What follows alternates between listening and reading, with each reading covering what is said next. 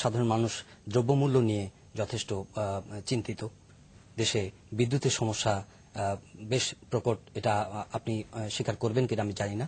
না করার কি আছে, আমার অফিসেও 2 বার করে ডেইলি লোডশেডিং হয়। বিদ্যুতের সমস্যা যে ছিল না, কবে ছিল না বাংলাদেশে বিদ্যুতের সমস্যা, এটা একটা ব্যাপার আছে।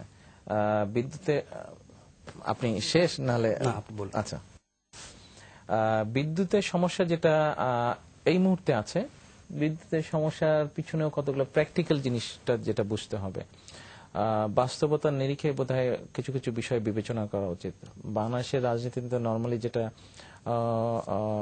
সচরাচর হয়ে থাকে যে আমরা সবসময় অপোজিশনের ফেইলিয়ারটাকে দেখাই, তবে আমার মনে হয় বাই নাও এই 35 বছর পার হয়ে গিয়েছে, তো বাংলাদেশে মেজর রাজনৈতিক দল যারা আছে, বিএনপি বলেন, প্রেজেন্ট অপোজিশন দল বলেন, মেজর রাজনৈতিক দল যারা আছে তারা কিন্তু প্রত্যেকেই দেশ একবার হলেও পরিচালনা করে ফেলেছে।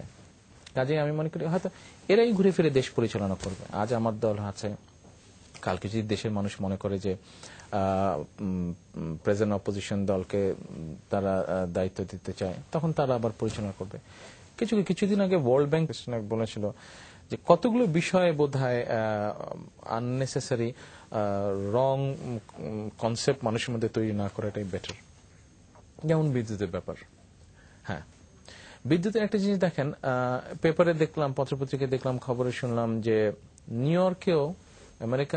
আমেরিকা যেটা ধরা হয় যে পৃথিবীর সবচেয়ে উন্নত দেশ, কয়েকটি দেশের মধ্যে সবচেয়ে উন্নত দেশ আমেরিকা, সেখানে নিউ ইয়র্কেও পাওয়ার ক্রাইসিস চলছে তাদের।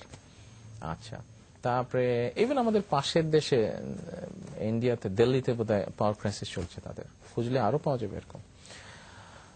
এনার্জির দাম বাড়ার সাথে সাথে, পেট্রোলের দাম বাড়ার সাথে সাথে কিন্তু এনার্জি ক্রাইসিস কিছু হবে, এটা একটা আছে। আমাদের দেশে ধরেন যেগুলা পাওয়ার স্টেশন আছে, বাংলাদেশের প্রেক্ষাপটে পাওয়ার স্টেশনের একটা কোয়াইট কস্টলি ব্যাপার।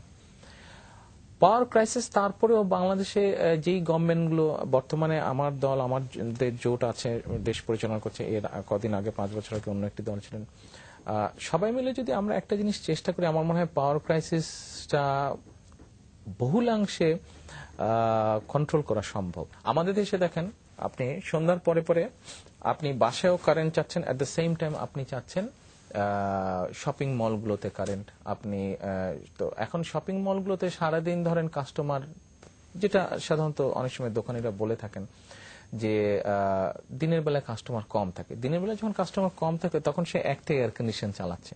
সন্ধ্যার পরে যখন বাতি অর্ধেক বন্ধ করে দিচ্ছে, সন্ধ্যার পরে যখন কাস্টমার আসছে তখন সে একটার বদলে 2 বা 3টে এয়ার কন্ডিশন চালিয়ে দিচ্ছে, কারণ কাস্টমার ঢুকছে। আচ্ছা, লাইট যেখানে অর্ধেকের বেশি বন্ধ ছিল সবগুলো লাইট জ্বলছে। এখন এট দ্য সেম টাইম গভর্নমেন্টের পক্ষে, কোন গভর্নমেন্টের পক্ষে কিন্তু সম্ভব না, এটা খামাখা একটা জোর করে কথা বললে তো হলো না, কোন গভর্নমেন্টের পক্ষে সম্ভব না। যদি সম্ভব হতো তাহলে লন্ডনে বা টোকিওতে বা নিউ ইয়র্কে এরা সন্ধ্যার পরে দোকানপাট বন্ধ করে দিত না, চালু রাখতো তারাও। তো সেগুলো তো রিচ কান্ট্রি, রিসোর্সফুল কান্ট্রি, তারা দরকার হলে এক্সট্রা জেনারেশন সেন্টার বসিয়ে তারা এক্সট্রা পাওয়ার জেনারেট করে ওগুলোতে সাপ্লাই দিত, তাহলে কিন্তু তাদের ওখানে হতো। কিন্তু আমাদের এখানে আমি ঘরেও চাবো, এট দ্য সেম টাইম ওখানেও চাবো, সব দিকে লোড পড়ছে, তখন একটার বদলে 3টে এয়ার কন্ডিশন চলছে, 5টার বদলে 20টা বাতি জ্বালাচ্ছে, তো এগুলো তো সব কনজিউম করছে। আবার আমার অর্ধেক লোক বাড়িতে রয়ে যাচ্ছে, সেও হয়তো ফ্যান চালাচ্ছে, লাইট জ্বালাচ্ছে, এয়ার কন্ডিশন চালাচ্ছে, ফ্রিজ চলছে, টিভি চলছে, সবকিছু চলছে। আমি ইন্টারাপ্ট করি, বিষয়টা হচ্ছে যে পরিস্থিতিটাকে মোকাবেলা করা। আপনি উদাহরণ দিচ্ছেন, কিন্তু এই বিদ্যুৎ সমস্যাটা গত 5 বছরে আপনার এই প্র্যাকটিসটা যদি আপনারা কি গড়ে তুলতে পেরেছেন কিনা, যে মানে ম্যানেজমেন্টটা, যে পাওয়ারের ক্রাইসিসের কথা বলছেন, কিন্তু এটার সঙ্গে 5 বছরে গড়ে তুলতে হয়তো পুরোপুরি সম্ভব হয়নি। এখানে আরেকটি ব্যাপার আছে, যে যখন আমরা এলাকায় যে গ্রামে গঞ্জে যাই তখন কিন্তু পাওয়ার একটা ব্যাপার থাকে, ইলেকট্রিসিটি চায় মানুষ। এখন রোডঘাট হয়ে গেছে, মানুষজন গ্রামে গঞ্জে থাকতে পারে, যেতে পারে, রোডঘাট হয়ে গেছে। তো আপনার এর মধ্যে আমি যতটুকু জানি গত 5 বছরে 68,000 কিলোমিটার গ্রামে গঞ্জে ইলেকট্রিসিটি লাইন তৈরি করা হয়েছে। এখানে আরেকটি ব্যাপারও আছে, কিন্তু আমি যদি আজকে আমি পাওয়ার জেনারেশন সেন্টার বসালাম, বসিয়ে আমার যা এখন রিকোয়ারমেন্ট তার থেকে বেশি পাওয়ার জেনারেট করতে পারবো, এই পরিমাণ ক্যাপাসিটি তৈরি করলাম, কিন্তু আমাকে আবারও 2 বছর ওয়েট করতে হবে, বিকজ আমার ইনফ্রাস্ট্রাকচার নাই। এই 2 বছর এই যে পয়সাটা গচ্ছা যাবে, এটা তো পাবলিক মানি গচ্ছা যাবে। লস যাবে, এটা তো পাবলিক মানি লস যাবে। তো আমাকে তো ইনফ্রাস্ট্রাকচারও তৈরি করতে হবে, কাজে ইনফ্রাস্ট্রাকচার যখন আমি তৈরি করে ফেলতে পারবো, তখন জেনারেশন সেন্টার যখন তৈরি করবো, তখন আমার লস, পাবলিক লসটা অনেক কম হবে। কাজে অনেকগুলো বিষয় কিন্তু বিবেচনা করতে হবে। বহু অপচয় হয়েছে দেশে, এখন কিন্তু কিছু কিছু মানসিকতা বদল করতে হবে। আমরা শুধু অন্য ইউরোপ আমেরিকার উদাহরণ দিলে হবে না, উদাহরণের সাথে সাথে তারা যেই কারণে তাদের পরিস্থিতি পাল্টাতে সক্ষম হয়েছে, সেগুলা থেকে কিছু কিছু বিষয় আমাদেরকে গ্রহণও করতে হবে। শুধু তো আলোচনা করে উদাহরণ দিলে হলো না। বিদ্যুৎ থেকে আমরা দ্রব্যমূল্যের প্রসঙ্গে একটু যাই। আচ্ছা। আপনার দ্রব্যমূল্যের যে ঊর্ধ্বগতি বর্তমানে, তার উত্তাপ কি আপনাকে স্পর্শ করেছে? কিছু তো ডেফিনেটলি করেছে। বাসায় গেলে স্ত্রী তো বলেই যে আচ্ছা এটার দাম বেড়েছে, ওটার দাম। আচ্ছা আমি আপনাকে জিজ্ঞেস করি, তো আপনারা সবসময় আমাদেরকে জিজ্ঞেস করেন দ্রব্যমূল্য কেন, মানে জিনিসের দাম কেন বললো। আপনি একটু বলেন তো জিনিসের দাম কেন বললো? জিনিসের দাম বাড়ছে, নানা কারণ আছে আপনি ইন্টারন্যাশনাল। আপনি আপনি বলেন না। আচ্ছা একজন পলিটিশিয়ান হিসেবে আজকে আমি একজন সাংবাদিকের কাছে জানতে চাই, আপনি বলেন তো জিনিসের দাম কেন বাড়ছে?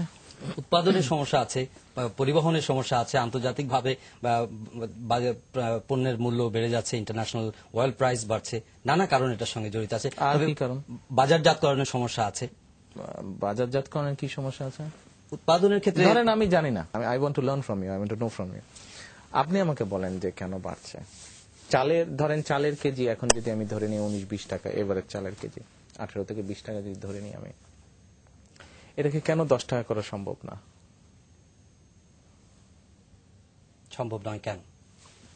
আমি আপনার কাছে জানতে চাচ্ছি। সেটা আপনার বাজার ব্যবস্থার উপরে নির্ভর করছে, কি উৎপাদনের উপর নির্ভর করছে। কিন্তু 10 টাকা না, 10 টাকা ধরেন আপনার ইন্টারভিউ আমি নিচ্ছি, 10 টাকা কেজি কেন দেওয়া সম্ভব না? দেওয়া কি সম্ভব? সম্ভব নয়, কিন্তু সেটা কেন সম্ভব নয়? সম্ভব নয়, আমি তো মনে করি সম্ভব। 10 টাকা, কারণ এটা প্রতিদিনের বাজার চিত্র পাল্টে যাচ্ছে, উৎপাদন ব্যবস্থার সঙ্গে এটা সম্পৃক্ত। উৎপাদন ব্যবস্থায় কি সমস্যা? উৎপাদনে যদি আপনি প্রপারলি, যদি সার, ডিজেল, বিদ্যুৎ সেগুলো যদি আপনি প্রপারলি সরবরাহ করতে না পারেন, সেক্ষেত্রে তো উৎপাদন হ্যাম্পার হতে পারে। উৎপাদন যদি হ্যাম্পার হয়, তাহলে বাজারের দ্রব্যমূল্য তো স্বাভাবিকভাবে বাড়বে না। সার, ডিজেল, বিদ্যুৎ, এইবার তো আল্লাহর রহমতে আপনার বাম্পার ফলন হয়েছে। তো যদি সার, ডিজেল, বিদ্যুৎ এগুলা যদি সরবরাহ করা সম্ভব না, তো বাম্পার ফলন হলো কেমন করে? ক্রপ বেশি হয়েছে, লাস্ট ক্রপ সিজনে ক্রপ কিন্তু বেশি হয়েছে। এক্সপেক্টেড যেটা গ্রোথ ছিল বা এক্সপেকটেশন যেটা ছিল আল্লাহর মতে তার থেকে বেশি হয়েছে।